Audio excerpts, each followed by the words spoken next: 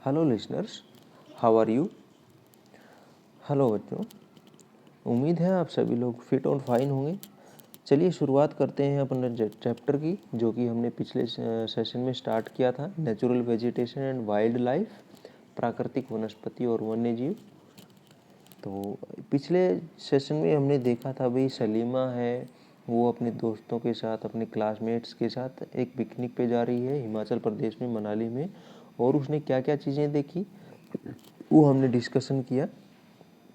ये एक क्वेश्चन था, how can you tell why Salima saw changes in the natural vegetation as she climbed higher and higher.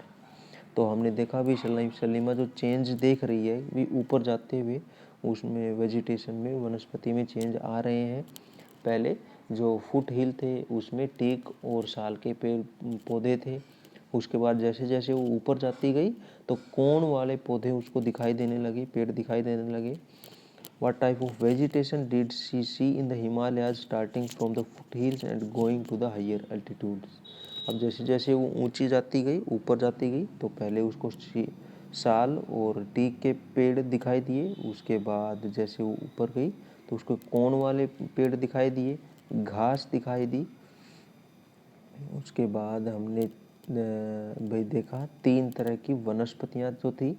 Number 1 forests थी, number 2 थी grasslands, number 3 थी हमें shrubs, या फिर जो कांटेदार झाड़ियाँ थी। ठीक है,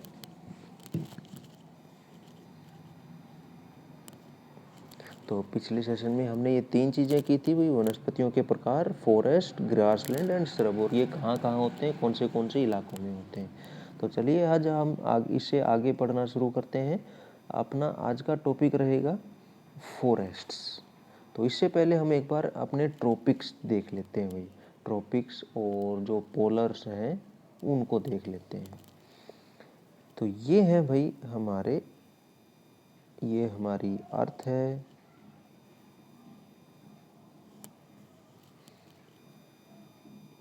तो इसमें आप लोग देख रहे होंगे नॉर्थ पोल, ये यहाँ पे नॉर्थ पोल है, यहाँ साउथ पोल है, और इक्वेटर है यहाँ पे। ये जो लाइन है इसे हम 0 डिग्री कहते हैं। और उसके बाद ये है यहाँ पे ट्रॉपिक ऑफ कैंसर, और यहाँ पे ट्रॉपिक ऑफ कैप्रिकॉर्न, और यहाँ पे अंटार्कटिक सर्कल है, और ये है यहाँ पे आर्कटिक सर्कल है, और यहाँ पे अंटार्कटिक सर्कल है। तो हमारा ये जो चैप्टर है वो इन्हीं सर्कल्स के चारों तरफ घूमता रहता है, इसी पे बेस है। तो चलिए शुरुआत करते हैं फॉरेस्ट्स। तो फॉरेस्ट कौन सी तरह के होते हैं। तो सबसे पहले है भाई ट्रॉपिकल एवरग्रीन फॉरेस्ट। सबसे पहले है ट्रॉपिकल एवरग्रीन फॉरेस्ट। तो भाई ट्रॉपिकल शायद आपने पिछली क्लास में भी पढ़ लिया होगा। तो ट्रॉपिकल हम एक बार फिर से देख लेते हैं। जो हमारी अर्थ है यहाँ पे, ये जो हमारी अर्थ है इसमें जो तो ट्रॉपिक ऑफ कैप्रिकॉर्न और ट्रॉपिक ऑफ कैंसर, तो ये जो डॉटेड लाइन है यहाँ पे, इन दोनों के बीच के इलाके को हम कहते हैं ट्रॉपिक एरिया, ट्रॉपिकल एरिया। ठीक है, तो अब आपको पता चल गया हो भाई ट्रॉपिक ऑफ कैंसर और ट्रॉपिक ऑफ कैप्रिकॉर्न, इन दोनों के बीच का जो एरिया है इसे हम कहते हैं ट्रॉपिकल एरिया। ठीक है, और इसी ट्रॉपिकल से ही वर्ड से नाम बना है ट्रॉपिकल एवरग्रीन फॉरेस्ट। तो चलिए हम पता करते हैं भाई ये क्या है, कैसे हैं ट्रॉपिकल एवरग्रीन फॉरेस्ट। चलिए ट्रॉपिकल आपको समझ में आ गया होगा, तो इसी के साथ ही हमें समझ में आ चुका है भाई एवरग्रीन जो हमेशा ग्रीन रहते हैं, फॉरेस्ट जंगल, जो कटिबंध, जो उष्ण कटिबंधीय क्षेत्र है, जो मतलब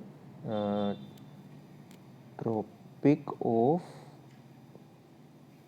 कैंसर और ट्रॉपिक ऑफ कैप्रिकॉर्न।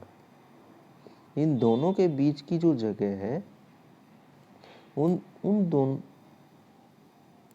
ये जो जगह है, इस जगह पे जो भी पेड़ पौधे पाए जाते हैं उन्हें ट्रॉपिकल फॉरेस्ट या ट्रॉपिकल वेजिटेशन कहा जाता है। अब इसके भी दो हिस्से हैं, एक एवरग्रीन है और दूसरा हम आगे देखेंगे। एवरग्रीन जो हमेशा हरा भरा रहता है। तो these forest are also called tropical rain forest. अब इनको एक दूसरा नाम भी दिया जाता है, ट्रॉपिकल रेन फॉरेस्ट। उष्णकटिबंधीय वर्षा वन भी कहा जाता है इनको। Tropical rain forest, tropical evergreen forest, ये दो नाम है इसके। These thick forests occur in the regions near the equator and close to the tropics। अब ये देखो, हमने अभी जो डिस्कशन किया था भाई, जो ट्रॉपिक इक्वेटर और ये जो ट्रॉपिक है, इनके जो बीच का इलाका है उसे वहाँ पे पाए जाते हैं ये ट्रॉपिकल एवरग्रीन फॉरेस्ट्स, इस इलाके में। ठीक है, ये क्लियर है। These regions are hot and receive heavy rainfall throughout the year। अब इसका क्या कारण है कि भी इनका नाम एवरग्रीन दिया गया है? इसका कारण है that the regions are hot and receive heavy rainfall throughout the year। ये इलाके हैं गर्म हैं और यहाँ पर receive heavy rainfall, बहुत भारी वर्षा होती है throughout the year, पूरे साल भर। यहाँ बारिश बहुत ज़्यादा होती है और गर्मी भी बहुत है, इसलिए यहाँ के जो पौधे हैं वो कभी सूखते नहीं हैं और वो हमेशा हरे भरे बने रहते हैं, इसलिए उन्हें कहा गया है tropical evergreen forest. As there is no particular dry season, क्योंकि यहाँ पर कोई भी सूखा मौसम नहीं होता। जैसे हम देखते हैं भाई, हमारे यहाँ पे गर्मी का मौसम होता है जब पेड़ पौधे अपनी पत्तियाँ गिरा देते हैं, लेकिन वहाँ पर ऐसा कुछ नहीं होता। The trees do not set their leaves all together, ये पेड़ बिल्कुल भी अपनी पत्तियाँ नहीं गिराते हैं। This is the reason why they are called evergreen, और यही कारण है कि इनको हमेशा सदा हरित पौधे या पेड़ कहा गया है। The thick canopies of the closely spaced trees do not allow the sunlight to penetrate inside the forest even in the day time. और ये इतने गहरे होते हैं ये पेड़, इनके जो ऊपर की जो पत्तियाँ और जो टहनियाँ होती हैं वो इतनी गहरी होती हैं कि भी इनके अंदर से जो सूरज है उसकी रोशनी भी नीचे तक नहीं पहुंच पाती, पेनिट्रेट, छेद कर पाती जिसे हम कहते हैं भाई। तो उस इतनी गहरी होती हैं कि जो सूरज है उसका प्रकाश बिल्कुल भी नहीं पहुंच पाता। हम देख लेते हैं भाई किस तरह से बता रहे हैं ये। यहाँ पे देखिए कितने गहरे पेड़ पौधे हैं, ये आपको अगर दिखाई दे रहा हो, ये देखिए कितने गहरे हैं। तो इस तरह के ये रेन फॉरेस्ट होते हैं भाई, ज़मीन तक रोशनी भी नहीं पहुंच पाती। और एक इंटरेस्टिंग फैक्ट अगर हम डिस्कस करें तो ये जो रेन फॉरेस्ट है ये कहीं कहीं इतने डेंस होते हैं, इतने गहरे होते हैं कि भी जब बारिश गिरती है तो ज़मीन तक पहुंचने के लिए उसको काफ़ी टाइम लग जाता है, इवन 5-10 मिनट का टाइम लग जाता है। ठीक है, तो चलिए हम आगे देखते हैं भाई। Hardwood trees like rosewood, ebony, mahogany are common here. और इन इलाकों में ये जो ट्रॉपिकल एरियाज हैं इनमें ये जो पौधे पेड़ों के नाम बताया है, रोजवुड, इबोनी और महोगनी, ये मुख्य पेड़ हैं वहाँ पे। ठीक है, और भी होते हैं लेकिन ये मुख्य हैं, बहुत ज़्यादा मात्रा में मिलते हैं। तो आप लोगों को शायद समझ में आ गया होगा ट्रॉपिकल एवरग्रीन फॉरेस्ट और इनका नाम क्यों दिया गया है। अब ये do you know the tropical evergreen forest in Brazil is so enormous that it is like the lungs of the earth. Lungs, अब लंग्स होते हैं फेफड़े, कहाँ गया ये, लंग्स, लंग्स मतलब फेफड़े जो हमारे सांस लेने में हेल्प करते हैं। तो ये इतने गहरे हैं कि इन्हें धरती के फेफड़े कहा जाता है। ठीक है, तो धरती के फेफड़े क्यों कहा जाता है अब तक तो शायद तुम्हें पता ही चल गया होगा, क्योंकि फेफड़े सांस लेने के लिए काम आते हैं। अब एक और बात है भाई, anaconda one of the world's largest snakes is found in the tropical rain forest. और जो एनाकोंडा के बारे में आपने मूवीज़ में भी सुना होगा, न्यूज़ में भी सुना होगा, तो ये इन्हीं ट्रॉपिकल रेन फॉरेस्ट में मिलते हैं, इन्हीं उष्णकटिबंधीय वर्षावन में पाए जाते हैं। It can kill and eat a large animal such as a crocodile. और ये इतने बड़े होते हैं कि ये मगरमच्छ को भी निगल लेते हैं भाई। ठीक है, तो ये था भाई हमारा आज का ट्रॉपिकल एवरग्रीन। हाँ चलिए एक और ले लेते हैं ट्रॉपिकल ये तो था, ध्यान रखिए, ट्रॉपिकल एवरग्रीन फॉरेस्ट। और अब हम देखते हैं tropical deciduous forest. Tropical deciduous forest तो जो उष्णकटिबंधीय पर्णपाती वन जिसे हम कहते हैं, जो पेड़ पत्तियों को गिरा देते हैं। ये जो हमने देखी थी,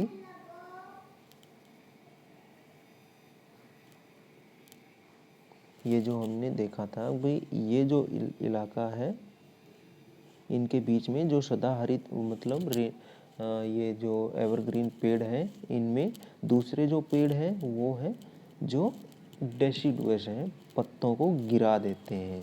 तो दो तरह की वनस्पति है यहाँ पे, एक एवरग्रीन है और दूसरा डेसिडुअस है इसी इलाके में।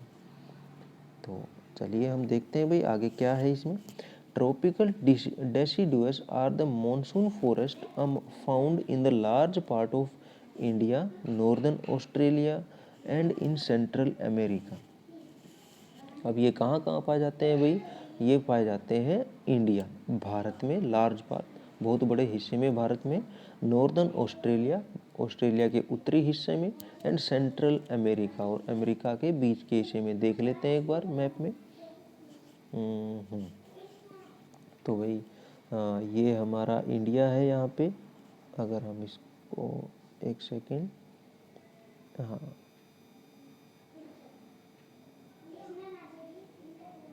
हाँ यहाँ देख लेते हैं। तो भाई ये है हमारा इंडिया, और इस इंडिया के अधिकतर हिस्से में ट्रॉपिकल डेसिडुअस मतलब पर्णपाती वन पाए जाते हैं। और ऑस्ट्रेलिया के उत्तरी हिस्से में, ये ऑस्ट्रेलिया का उत्तरी हिस्सा है इसमें, और मध्य अमेरिका में, जो अमेरिका का बीच वाला हिस्सा है, इसमें, इस हिस्से में पाए जाते हैं ये पौधे, पेड़ जो अपने पत्तियों को गिरा देते हैं गर्मियों के मौसम में। ठीक है, अब देखते हैं आगे। These regions experience seasonal changes, और इसका कारण है कि भाई ये मौसमों में बदलाव होता है यहाँ पे। Trees shade there leaves in dry season two conserve water, और जो पेड़ है वो अपनी पत्तियां गिरा देते हैं सूखे सीजन में, मौसम में, क्योंकि कंजर्व वाटर, ताकि पानी को बचा सकें। भाई पानी को तो बचाना होता है, नहीं तो बिल्कुल ही सूख जाएंगे, तो इसीलिए वो पत्तियों को गिरा देते हैं। अच्छा, अब ये कारण है यहाँ पे, भाई जो पत्तियों को क्यों गिरा देते हैं वो, क्योंकि पत्तियों से ही वो एवापोरेशन, जो मतलब सांस लेने का, भोजन बनाने का काम करते हैं, जिसमें जो क्या है, ये एक पत्ती है तो इसमें बिल्कुल बारीक बारीक छेद होते हैं, बिल्कुल बारीक बारीक छेद होते हैं, जिससे कि जो पानी है वो हवा में उड़ जाता है। ठीक है, और उससे पौधों में पानी की कमी हो जाती है। जैसे हमें पसीने आते हैं, वैसे ही जो पेड़ पौधे होते हैं उनमें भी पानी का वाष्पोत्सर्जन होता है, मतलब एवापोरेशन होता है, और उसको रोकने के लिए ये पौधे, ये पेड़ इन पत्तियों को गिरा देते हैं। अच्छा चलिए आगे देखते हैं भाई। The hardwood trees found in these forest are sal, teak, neem, sheesham. और इन इलाकों में जो पौधे पाए जाते हैं, जो पेड़ पाए जाते हैं, उनमें है साल, टीक, नीम, शीशम, और भी बहुत सारे पौधे हैं। जैसे भी हम बात करें जब यूकेलिप्टस की या फिर बैम्बू की, सैंडलवुड की, मलबेरी की, पीपल की, जो पीपल होता है वो भी। तो ये जो पेड़ होते हैं ये गर्मी के मौसम में अपने पत्तियों को गिरा देते हैं ताकि पानी का बचाव कर सकें। Hardwood trees are extremely useful for making furniture. और ये जो हार्डवुड के जो पेड़ हैं ये अभी जो बताए हैं इनमें किसके काम आते हैं? ये मेकिंग फर्नीचर, ये काम आते हैं मेकिंग फर्नीचर। जो घर के जो सामान होते हैं, फर्नीचर होता है, उसको बनाने में ट्रांसपोर्ट एंड कंस्ट्रक्शन मटेरियल, जो यातायात के साधन हैं उनको बना लें। जैसे तुम ट्रक देखते होगे उसकी जो बॉडी होती है वो लकड़ी की बनी होती है। एंड कंस्ट्रक्शनल मटेरियल्स, और जो घर इमारतें बनाने में जो फट्टियाँ या फिर और जो सहतीरें बना लगाते हैं वो ये उनके काम आते हैं क्योंकि ये लकड़ी बहुत मजबूत होती है। Tigers, lions, elephants, langurs and monkeys are the common animals of these regions. और इन इलाकों में जो टाइगर हैं, लायन है, एलिफेंट है, लंगूर हैं, ये मुख्य तौर से पाए जाते हैं। बाकी इसमें और भी एनिमल्स पाए जाते हैं लेकिन ये मुख्य हैं। Where in India do tropical evergreen and tropical deciduous forest occur? Name the states. अब भाई ये अभी जैसे हमने बात की तो इसमें एवरग्रीन कहाँ कहाँ पाए जाते हैं? एवरग्रीन हमारे जो केरल है, केरला में एवरग्रीन पाए जाते हैं। और जो हमारा, जैसे हम मैप की एक बार बात कर लें तो ये हमारा साउदर्न पार्ट है, तो यहाँ पे ये जो कोस्टल एरिया है, ये जो कोस्टल एरिया है वेस्टर्न कोस्टल एरिया, और यहाँ पे थोड़ा तमिलनाडु में ये जो हिस्से हैं ये एवरग्रीन है। और जो हमारे नॉर्थ ईस्टर्न जो 7 सिस्टर्स हैं उसमें, और हिमाचल प्रदेश के और उत्तराखंड में थोड़े बहुत ये एवरग्रीन है। और उसके साथ साथ जो डेसिडुअस फॉरेस्ट है वो लगभग हमारे देश के राजस्थान को छोड़ के और हर जगह डेसिडुअस फॉरेस्ट है। कुछ महाराष्ट्र का हिस्सा छोड़ दें, कुछ कर्नाटक का, कुछ तमिलनाडु का छोड़ दें तो बाकी बचा हुआ हिस्सा डेसिडुअस फॉरेस्ट है। Which type of forest dominates most part of India? तो भारत में सबसे ज़्यादा जो डोमिनेट वाले फॉरेस्ट हैं वो हैं ट्रॉपिकल डेसिडुअस फॉरेस्ट। तो उम्मीद है ये समझ में आ गया होगा आप लोगों को। तो आज के लिए बस इतना ही। मिलते हैं अगले सेशन में कुछ और फॉरेस्ट्स के बारे में, कुछ और वेजिटेशंस के बारे में। तो तब तक के लिए stay at home, stay fit and keep learning. Thank you.